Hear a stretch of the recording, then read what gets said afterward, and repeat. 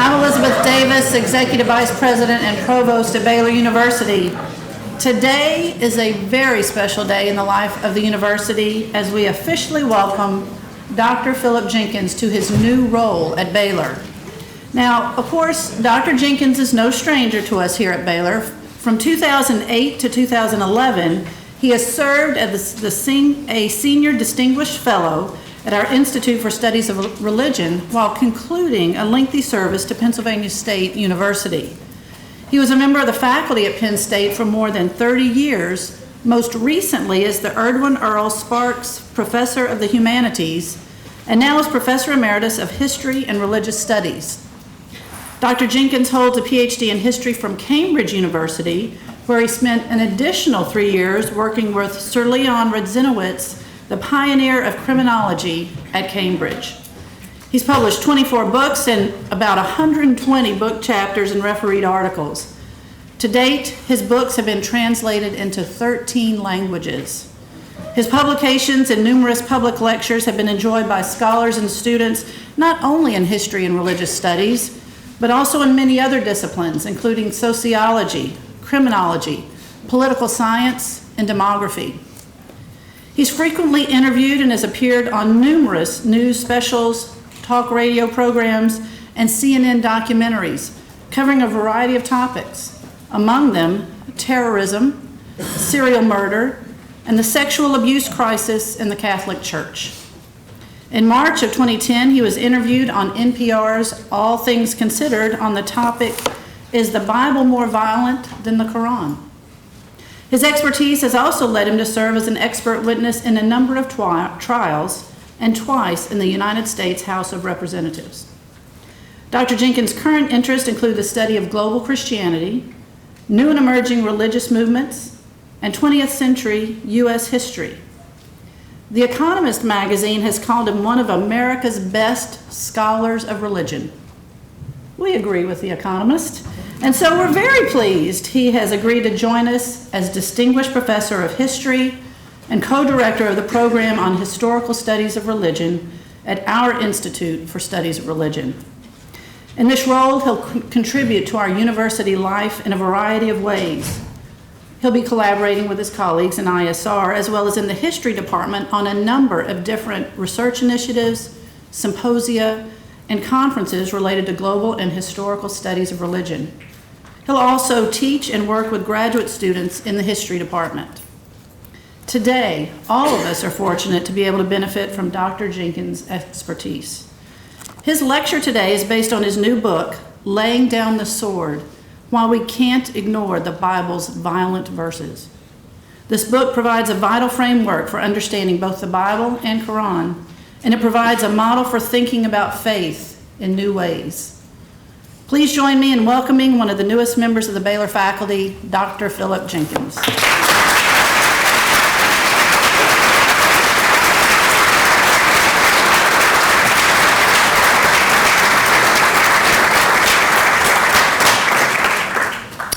Well, thank you very much for that very generous introduction, and thanks also to my colleague Byron Johnson, who is for better or worse, responsible for me being here. Let me just say that coming to Baylor like this is the fulfillment of a long-standing ambition. I'm delighted that it's worked out. Oh, by the way, as you look at this caption here, please note, some of you may be concerned, but I do emphasize that that quote does include women.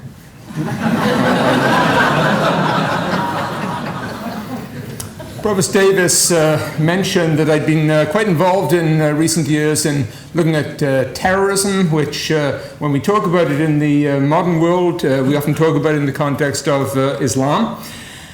And there are people who would argue that when you see violence associated with Islam, it's not just the work of Muslims who happen to use the Quran, but Muslims who are logically and inevitably following the Quran, the Holy Scripture. And so in a sense, violence is in the DNA of Islam. And this is a screen capture from a film that, well, it's been much banned, but of course you can see it on YouTube. and it's a film called Fitna by Geert Wilders, a leading Dutch politician. And he argues very simply that the Quran is basically a religious equivalent of Hitler's Mein Kampf, that the book should be banned. And you can see the text here, and obviously you can see the plane about to hit the World Trade Center. Prepare for them whatever force and cavalry you are capable of gathering to strike terror into the hearts of the enemies of Allah and your enemies. That passage is certainly in the Quran. There are many violent passages in the Quran. But, over the years in conversations, I made remarks and I pointed out, that there really are some violent texts in the Bible as well. And I cited a couple. But what's interested me was not that the texts were there, but what the reaction was to these texts. And when I would cite these on like an NPR program or in a newspaper interview, I got one of two responses that really troubled me. One was those texts aren't in the Bible.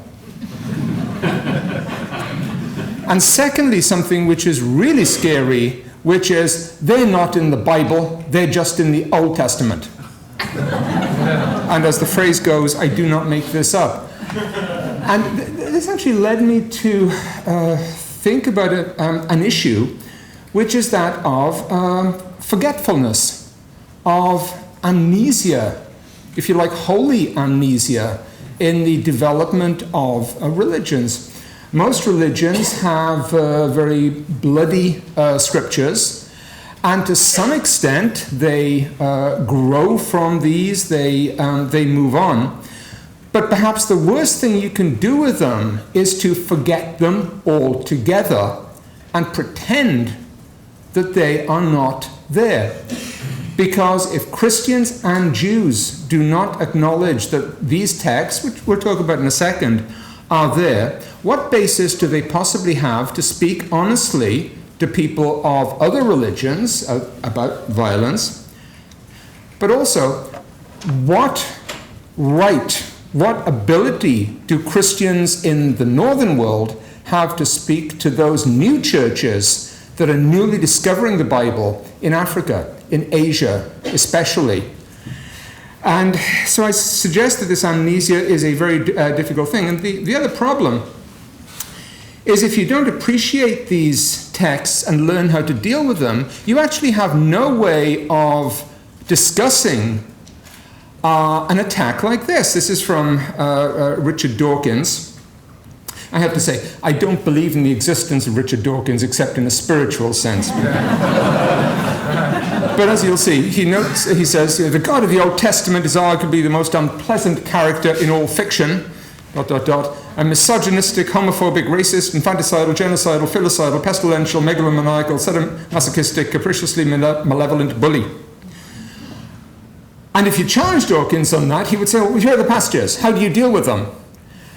And for most Christians, or a great many Christians, either those passages are entirely unfamiliar, they will never be heard in the normal routine of readings, the normal lectionary in any form of mainline Protestant church, in the Roman Catholic Church, in many churches, and therefore they don't show up in Bible discussion groups, so effectively they have ceased to exist. So when you have to form a defense to an issue like this, what do you do? Something from one of the leading prophets of our own age. And the bottom line here, well, it's Dawkins light. Whatever you read from the Old Testament, God is always crabby and snarky to everyone. But the New Testament isn't about anger at all. It's about love. God's only son is this total pacifist who wouldn't harm a flea. Now, there's so much wrong with that. I won't begin, except to say that there was a 2nd century heretic called Marcion who wanted to get rid of the Old Testament and just worship the God of the New, who was a different God. And I suggest that maybe the great task for the church in every generation is to exorcise the spirit of Marcion, to fight that spirit.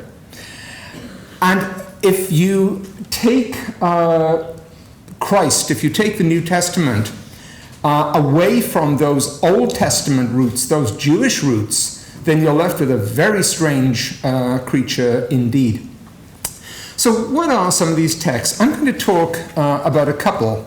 Let me tell you what I'm going to do. I'm going to describe some of these texts first of all. I'm going to suggest that they have had a long-lasting influence right up to our own time, and will have for the future, and then look at different ways of dealing with them. Now, this is a story that, if you ever have heard a sermon on this, I'd be awfully surprised. And here's the story. The children of Israel are in the wilderness. They have intermarried with local women, with local Moabite and Midianite women. God is angry. God is furious. God sends a plague which kills thousands of Israelites. Things are going catastrophically wrong. And then, as it says here, Phineas, stirred by zeal, takes up a spear, goes to a tent where you have an Israelite man and his Midianite wife, and drives the spear through both of them. And he kills them both. And God blesses Phineas for his deed and lifts the plague. Now, once again, there are a lot of difficult issues with that passage. Jewish rabbis through the centuries hated it because it suggested that this was an act of individual vigilante violence. So they kept trying to rewrite it, so maybe he was carrying out a mission from a specially convened tribunal. He wasn't just, if you like, a lone nut. But through history, that passage has had an impact. And you might say, well, okay, this is a story, and it's there, but we've grown past this. Well, yes and no. All the way through Christian history, when you have Christians suffering under a tyrannical and oppressive regime, when you have Protestants under a Catholic regime in the Reformation, Catholics under a Protestant regime, somebody, often quite a respected, highly placed author, would call for an act of tyrannicide, assassination. And they would phrase it as, if only God would call up a Phineas. In 1990, a man wrote a book called Vigilantes of Christendom, in which he called for the creation of a Phineas priesthood in modern America that would fight racial mixing, that would fight the evils of abortion and homosexuality. Timothy McVeigh, who attacked the Oklahoma City office building, was apparently a Phineas priest. So if you believe that there's the Quran over here and this drives violence in our own day, and we have these Old Testament passages over here and nobody takes them seriously anymore, I would disagree with you. These passages may be dormant, sleeping, but dormant is not dead. So, Phineas is one example. The other one is the invasion of the Holy Land, the invasion of the land of Canaan. Many Christians, particularly many evangelicals, like to have a life verse which guides their conduct. If you ever met a Christian and this was their life verse, I would back away so fast. When the Lord your God has delivered them over to you and you've defeated them, then you must destroy them totally, make no treaty with them, and show them no mercy. And that section there, you must destroy them totally, is a translation of a word which is one of the scariest words in the scripture, which is herem, Hebrew word which roughly means utter destruction, absolute destruction. It's sometimes translated as ban. And when a community has been placed under a ban, it is the obligation of the attackers not just to defeat them, but to kill every man, woman, child, and animal in the community. You'll notice I have very sophisticated audio visuals here. You must not spare the life of any living thing. Lay them under the curse of destruction. And that curse of destruction, again, is Hiram. And again, if you read two parts of the Bible, particularly Deuteronomy and Joshua, there is a great deal of this. There are chapters where you will find 5 or 6 examples of, we went to this town, we carried out Hiram. We went to this town, we carried out Hiram. We utterly destroyed the men and the women and the little ones of every city. We left none to remain. For a couple of thousand years, when Christians read the Bible, they were in a very interesting position. The man, the warlord who was responsible for these acts was Joshua. When Christians read the story of Joshua, they read his name as Jesus, because it's the same name, Jesus, in the Greek. And so if you imagine, the Greek-speaking Christians read how Jesus destroyed the little ones utterly, which created some interesting passages. I suggest something to you. There's a story in Joshua which it has always been one of the greatest nightmares for Christians who believe in literal inspiration, where Joshua is defeating his enemies, night is coming on, and he says, Lord, extend the day, let the sun stand still, so I have more time to defeat my enemies. And God did. So the enemies, the Amorites, were defeated. And that passage assumes a vision of the solar system where the sun goes around the earth. And that's always been a problem in discussions of the Bible and science. I would suggest to you that the Canaanite genocide is somewhat similar in the sense of posing real problems to read. This, of course, is a depiction of one of the most famous scenes from Joshua. You have the children of Israel, you have the priests marching around the city of Jericho. And if there's one thing we know from this book, it's Joshua fit the battle of Jericho, and the walls came tumbling down. We don't normally go on to part 2 of that, which is, and the children of Israel entered the city and killed every man, woman, child, and dog, except for one family. In fact, interestingly, the survivor is Rahav, and she says something interesting. She says, I know that the Lord hath given you the land, and that your terror, Emma, is fallen upon us. Now, you may wonder why I've got that picture, and it is kind of an interesting story, because what that is if the state of Israel, the modern day state of Israel, ever faces destruction and unleashes nuclear weapons, it will deliver them on that ballistic missile, which is, of course, a Jericho 2. So the idea of these names, this heritage, carries on. People remember this in the modern world. Oh, and then we have this interesting people, the Amalekites. This is one of the strangest stories in the Old Testament, and there are some very strange stories in the Old Testament. Short story is this. Children of Israel are passing through the wilderness. They are attacked by a tribe. You might want to think of a Bedouin community called Amalek, the Amalekites.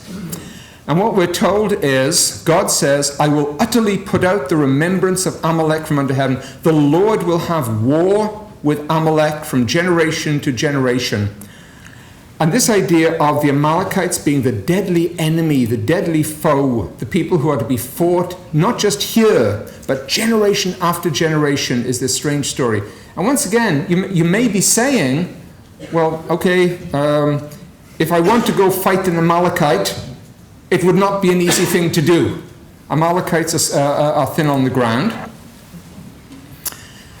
And that Amalekite passage has had a surprisingly long aftermath for Jews and for Christians.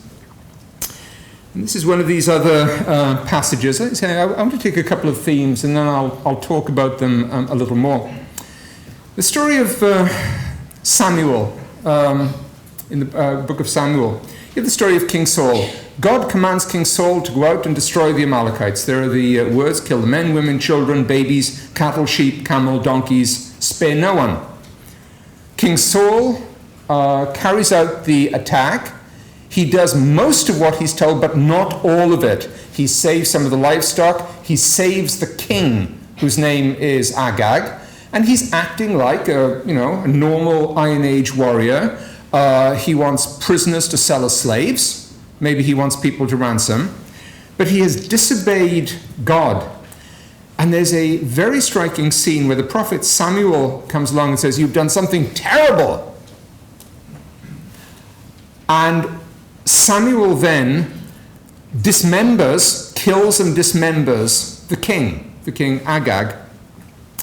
And he is so disgusted by Saul's failure to carry out this act of mass killing, total killing, that is the point at which Saul begins to lose the kingdom, and Samuel selects David as the king. Crucial moment in the biblical story. Now, if you read or hear this story in any church these days, vast majority of churches, you'll hear it from a lectionary which begins by talking about King Saul, and then suddenly says, now Samuel was really disgusted with him and went off to choose David. And you think, are we missing something here? Yes, we are. We're missing, morally, quite a troubling passage. And that's also complicated by a later story. There's the book of Esther, which is an extremely violent book, in fact, where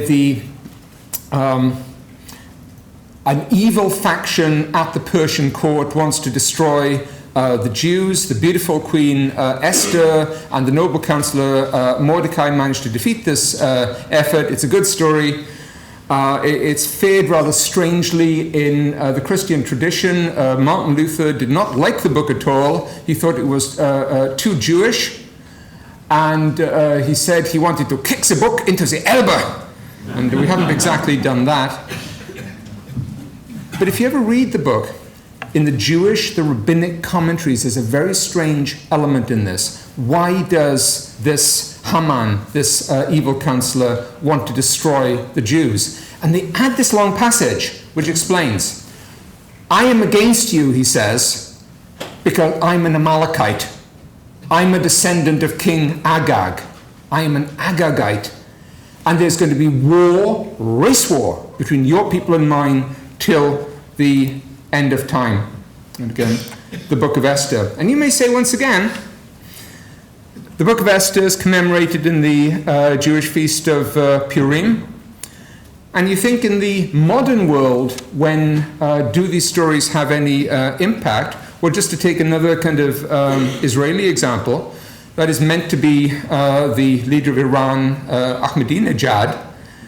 And the idea is he is the Haman of the modern world. A couple of years ago, there was an interesting interview with an aide to Israeli Prime Minister Netanyahu, who is a very modern character, in no sense a man of the ancient world. And he was asked, why is Israel so concerned about Iran? Iran can be years away from having a nuclear weapon. And his aide said something interesting. He said, think Amalek, if you want to understand what we're doing at the moment. Think Amalek. And that sent the journalists, who tend to be a very, very secular breed, off to their commentaries. I've talked about a couple of Jewish examples. I've talked about a couple of Israeli examples. But let me say, through history, the main impact of these passages has been on Christians. The Canaanite passage and the Amalekite passage. Repeatedly through history, when Christians have called other Christians to war, they have treated these passages as still valid in the modern world. Now, I emphasize that when people talk about the Quran, the assumption is, well, you have the Quran here, the Bible here. The Bible describes violence in the ancient world.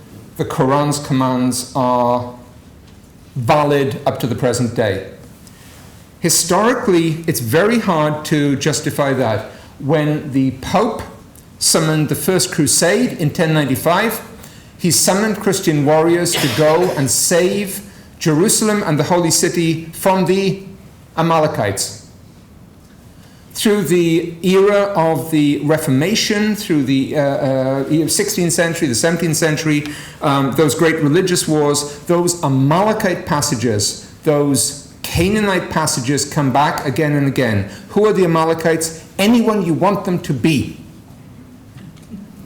In fact, I'll be talking about a more modern example in a moment, but let me suggest to you that the last Christian to kill somebody in the belief that he's killing an Amalekite has not yet been born. In fact, now of course, you look at the Reformation, you look at this era, and of course you find scholars who are disgusted by war, who are horrified by war, who urge a strong peace message. You're all familiar with that. But there are also great reformers. The most influential was Heinrich Bullinger, great theologian, very famous in his own day. And he said he wanted Christians to adopt a new law of war, which would not be limited by the legal devices that had been introduced over the centuries. And he wanted Protestant states to go back to fighting war as herem, as absolute destruction. When a Protestant state is fighting a non-Protestant state, a Catholic state, it should follow the law of absolute destruction. There are famous stories, if you ever read the account of some of the civil wars in England and Scotland in the 1640s and 1650s, where you have generals who are attempting to be relatively humane in sparing prisoners, and where their preachers are standing by them, and they always recite one passage, which is from 1 Samuel, which is, "Do you know what happened to King Saul when he let people alive? Don't make that mistake." Matthew Tyndall was a great deist scholar. He was a very skeptical scholar in the early 18th century. He was also quite interesting because he was a writer who was a judge who dealt with matters of piracy. And he probably knew more about irregular warfare and guerrilla warfare than most religious commentators tend to. They tend to be not so expert in those matters. And he really paid a lot of attention to these passages. And he said, when the Spanish took over the New World, would they have killed so many people if they had not thought they might have used them like the Canaanites? He was specifically saying that it's the idea of the Canaanites overseas, the Amalekites at home, that made European wars so bloody from the 16th century onwards. And as I say, the problem is here I have kind of an embarrassment of riches. Everyone is familiar with the story of the Jewish Holocaust in the 1940s. Where does Germany get these ideas from? And you can actually track a lot of that in German culture back to about 1900, when the Germans are dealing with their colonies in Africa. Many colonialists are very brutal, they're very harsh, but the Germans are the only one who set out to say, we are going to this territory and we're going to kill everyone there. And they apply in Southwest Africa what's called a Vernichtungsbefehl, which means an extermination command. And that idea of Vernichtungsbefehl also shows up again in the Jewish Holocaust. There's absolutely no doubt where they're getting the term Vernichtungsbefehl. They're getting it from the most popular German translation of the Bible. They launch a war against the Herero people, which kills 80% of the Herero. It authentically is a genocide. And I said this continues very much up to the modern day. In Rwanda in 1994, very famous incident. You had a Hutu majority, a Tutsi minority, and the Hutu made a decision to wipe out their Tutsi population. And in that period, the worst people tended to be Christian clergy. the most dangerous place to be if you're a minority person, a Tutsi person on the run, was anywhere near a church, because often the churches would lure you in under the pretense of safety, and then would kill you. There's one church building, which I have in mind, where there were 10,000 bodies at the height of the killing. 800,000 died in all. And this is from a sermon that was preached by one of these pastors just before the killing. He compared the Tutsis to the Amalekites and said Saul was rejected by God because he failed to exterminate all the Amalekites. He said, if you don't exterminate them, you'll be rejected. If you don't want to be rejected by God, then finish the job of killing the people God has rejected. No child, no wife, no old man should be left alive. And the people said, Amen. So, there are these passages, they do exist, and they have killed and continue to kill. And I would argue, because people are absolutely misunderstanding them. I'm sometimes asked, am I saying that the Bible is more violent than the Quran? I am not saying the Bible is in any sense a violent book or a book which read properly should ever incite or justify or legitimize violence. However, I am saying that people have misused it for these purposes and continue right up to the present day. Again, also in 1994, that was a Christian example. This is a Jewish example. A Jewish extremist called Baruch Goldstein entered a mosque on the West Bank, and with an automatic weapon killed 28 worshippers there, Muslim worshippers. Why? Because he believed they were Amalekites. And this is kind of a more recent poster from modern day Israel. It's interesting. What it says is it was done in response to a gay pride parade to be held in Jerusalem. Multiple sensitivities there. And these kind of ultra-conservatives put up a poster that says something interesting. This is abomination. We are all Phineas. What does Phineas do? Phineas commits acts of individual vengeance when no one else will do it. For most secular Jews, for most secular Israelis, wandering past a poster like that, they would say, oh yeah, Phineas doesn't ring many bells. But if you don't get a sense of threat there, you're missing the story. Okay, I suggested that these passages are there. What can you do with them? What should we do with them? And there are a number of solutions that Christians have used through history, and roughly they are to accept them, to censor them, to soften them, and to treat them seriously.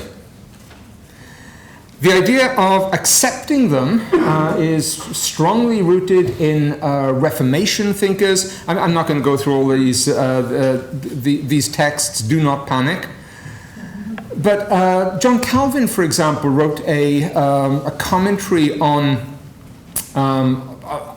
Joshua, and he regarded it as a great example of his theology, which is human beings, when they look at these acts, think God is behaving badly, behaving abominably.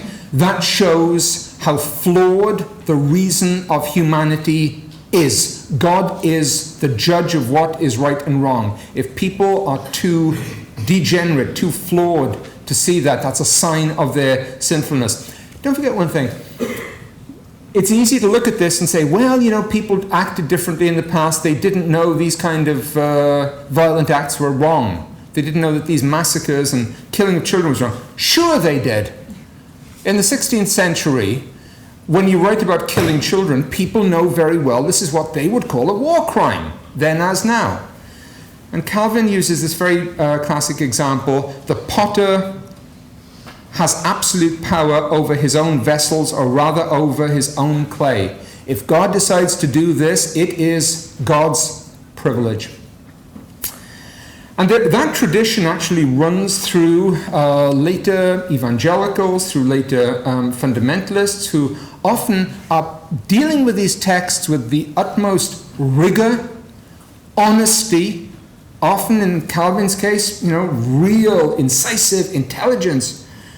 And they have to, because all the way through Christian history, these passages like these, are among the greatest arguments that are made against the faith, against Christianity. When we look at some of the heresies of the early church, like the Gnostics, people can come up with all sorts of reasons why they acted like this, why they had these ideas. Time and again, they come back to the idea that the Old Testament is a book written in blood.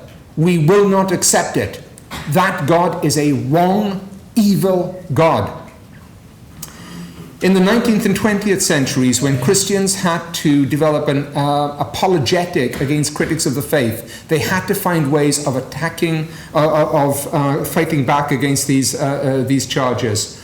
I use, for instance, the work of Reuben Torrey, pioneering fundamentalist. And he came across this, presented this list of the main charges against Christianity. Way at the top, you find things like, how could Joshua have got the sun to stand still? The earth goes around the sun. And right, number 2, the one that Christians are going to face is, what about the Canaanites? What about the Canaanite children? And Reuben Torrey felt that the extermination of Canaanite children was an act of love and mercy to the children themselves. And then he went on, even today I could almost wish that all the babies born in the slums might be slain in infancy, were it not for the hope that the Church of Christ would awake and carry to them the saving gospel of the Son of God. I see what he means, but oh brother, he's getting into some horrible arguments. And that has been a remarkably constant theme. For instance, I look at, if you know anything about biblical archaeology, the archaeology of the Holy Land, the man who founded this whole area was William Foxwell Albright. William Foxwell Albright loved the Jewish people. He was a Zionist, and he felt that the accounts of the destruction of the Canaanites was not only true, but absolutely justified. And he said, it often seems necessary that a people of markedly inferior type should vanish before a people of superior potentialities, since there is a point beyond which racial mixing cannot go without disaster. If that passage strikes you as troubling, be aware that he wrote it in 1940, when there were people in Europe who said, yes, we entirely agree with this. And, anyway, whatever. So, trust me, I'm not going to go through all these slides. Or you can censor. And that is basically what Christians and Jews have done in different ways through history. They underplay these texts. They sort of pretend they aren't there. And most recently, just in the last 30 or 40 years, we have this thing called the Revised Common Lectionary, which some people rudely call it Bible Light. And if you go to a mainline church, many different Protestant or Catholic churches, week by week, you never miss a service, you listen to every reading, you will never hear about Amalekites. You will only come across the story of Joshua from a couple of passages which nicely prefigure moments in the life of Jesus. You can also soften.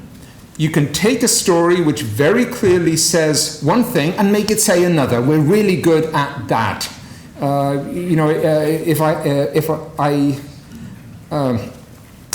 If I hadn't believed it, I wouldn't have seen it with my own eyes. We see things not as they are. We see things as we are. The rabbis, for instance, were very good on dealing with some of these passages, and they would take the Herem passages and say, so Joshua went to these cities and offered them a choice. They could surrender and make peace, they could fight, or they could flee. And most of them decided to flee, and God found them a special place where they could live, which was much better than the old country where they lived. And you've got to admire their optimism on things like that. Decent people could not deal with these passages. How did Christians manage? How did they deal with these passages? Through most of Christian history, they allegorized them. They spiritualized them. You know, there's the great 3rd century scholar Origen was once attacked and said, how can you believe these terrible things? How can you believe that there are these stories of you have to go out and kill all the children? And he said, look, if I really believed that meant real children and real killing, Christianity would mean nothing. You would be right. But you're not. There are different levels of faith. You're reading it at a material level. You have to read the Bible at a symbolic, allegorical level. These things that are being killed, Canaanites, Amorites, Hivites, they're not real people. They are sins. They are bad feelings. You know, there's a story where Joshua pursues 5 kings into a cave and kills them. Foolish people believe that's about killing 5 kings in a cave. Christians believe that the name of the 5 kings would be sight, hearing, touch, in other words, the senses, and this is the cave.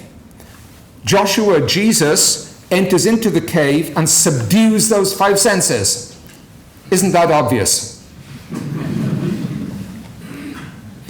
And so much of the patristic literature, the early fathers, is based on this idea of a symbolic kind of message. For instance, what about the eternal enmity against the Amalekites? Moses says to Jesus, Joshua,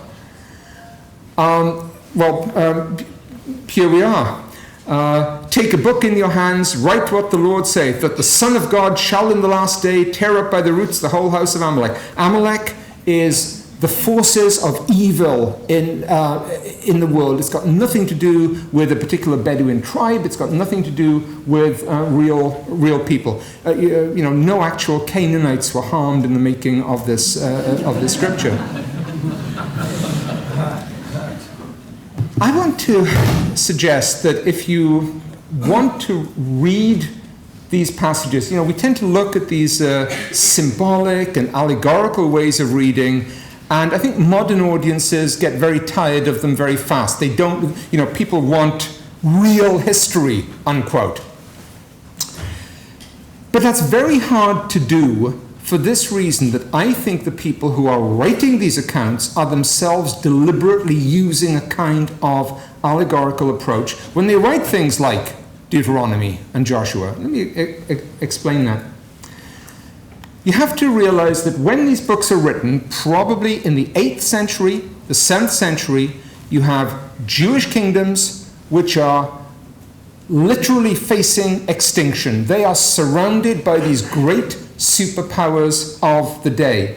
And there are some people in the country who want to make peace, who want to compromise. And there is a revival movement that says, no, the only way we're going to survive this is by being absolutely true to our covenant, absolutely true to monotheism. We remain true to God. We reject any kind of compromise with paganism, with foreign gods.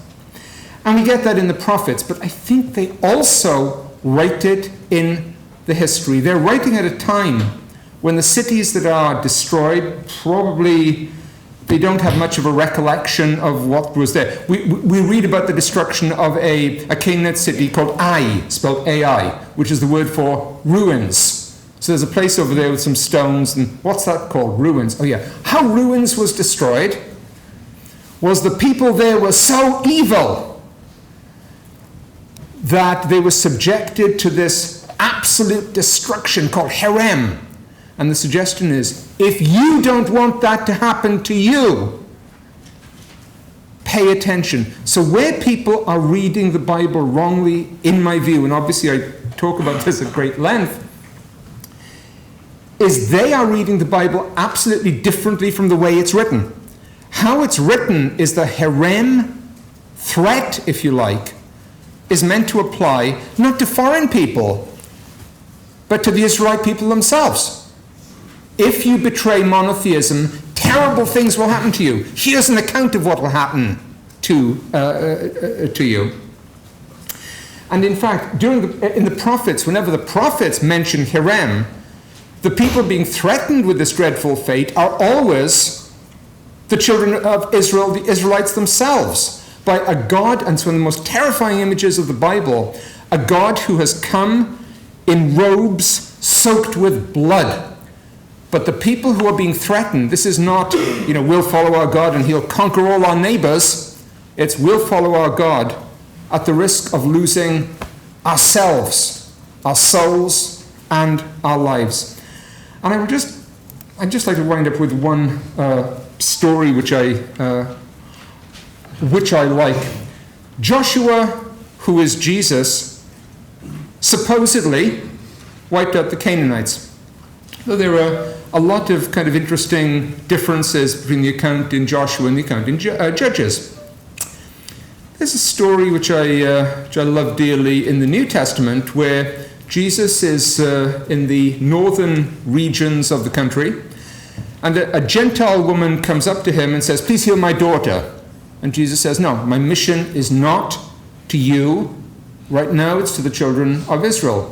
And she says, "Well, yes, but even the dogs get to eat the scraps from under the table."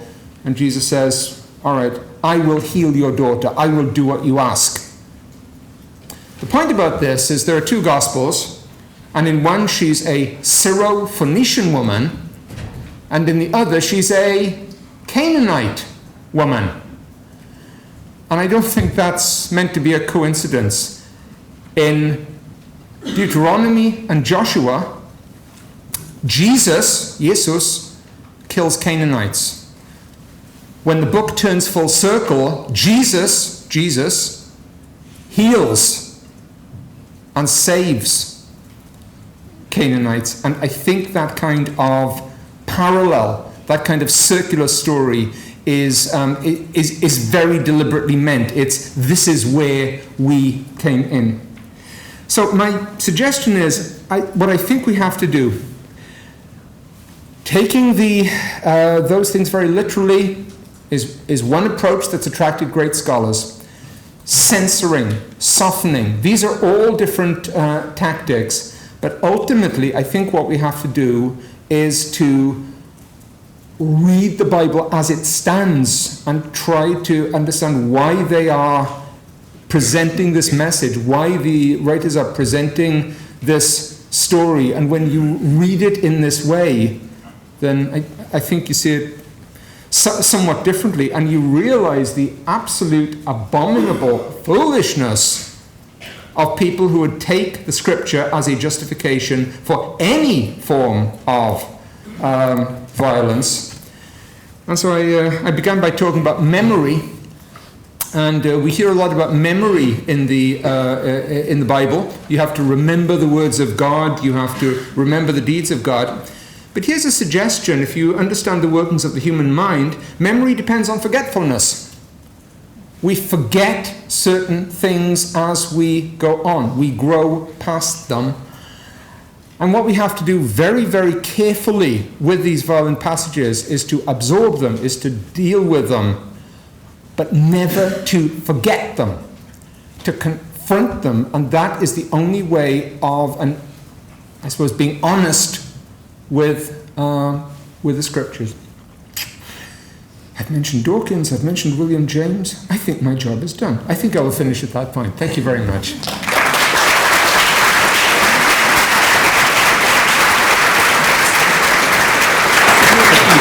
Yeah, Philip is going to take a few questions here for just a few moments. I think we have some people with microphones that are walking around.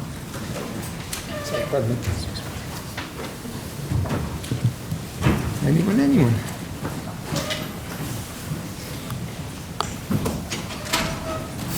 Even functional microphones. I have a loud voice, I can shout. Jenkins. I don't know if that's going to work. Okay, hey. No, it didn't work. I'll just shout. Please. Andrea Turpin, History Department. Could you comment on, and to what extent the same type of interpretive framework ought to be applied to the Quran? Is there a substantive difference between the violent passages in the Bible and the Quran? Yeah, that's a very good question, which is if you apply this kind of approach to the between the Bible and the Quran. What I try and do is suggest that the ways in which these books have been read through history are actually very, very similar. In that there are some people who say, yes, this applies directly in the modern world. There are some people who say only an idiot would take that, would take those seriously. When you're told to go on jihad, obviously that means an inner spiritual struggle. In the modern world, certainly since the start of the 20th century, it's been the people who believe in a literal jihad who've been winning. The main difference between the Bible and the Quran is both have texts that can be used to justify violence. One thing which will strike you when you read both is that the Bible has some really extreme themes that honestly don't feature in the Quran. In the Quran, you do not get a genocidal theme. Usually it's, wipe out the enemy army, and then when you've got all the prisoners, you want to win them over to your side. But there are prisoners. But if you compare the treatment, the reading of the two through the centuries, they're very similar. There are certainly many Muslim scholars through history who said, well, Muhammad said different things at different times. These views are reflected in the Quran. A couple of the long surahs, 8 and 9, are loaded with war, but that was appropriate for the time. You don't need those later. So I would suggest that kind of view and that kind of categorization really works very well. Which is if you see things in their history. But of course, the problem is, I'm hoping that in years to come that there'll be much more dialogue between Muslims and Christians over those issues. When both of them are confident enough to say, well, we've looked at our texts, and yeah, there are some problems here, and let's compare. But no, I see them very, very similarly in terms of the way they've been treated. There's a gentleman right here.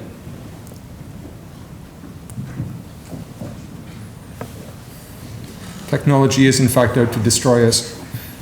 If you've ever seen that fine documentary, The Terminator. Yes. In your discussion today, you've excluded the Psalms. It's very difficult to read the Psalms and not be aware of an immense amount of violence. Yes. Could you comment on that? Yeah, there are many other passages that I could have used, and as I hope I'm making clear, I'm not standing here in my Dawkins suit saying here are terrible things about the Bible. What I'm just trying to do is to take some passages. And the most famous one, of course, is by the rivers of Babylon. So it's absolutely stunning, beautiful psalm, and then ends with that verse, which always gets censored, which is, and blessed is he who takes your little ones and smashes their heads against the rocks. And that's a great example of the kind of censorship that goes on. There are many other examples.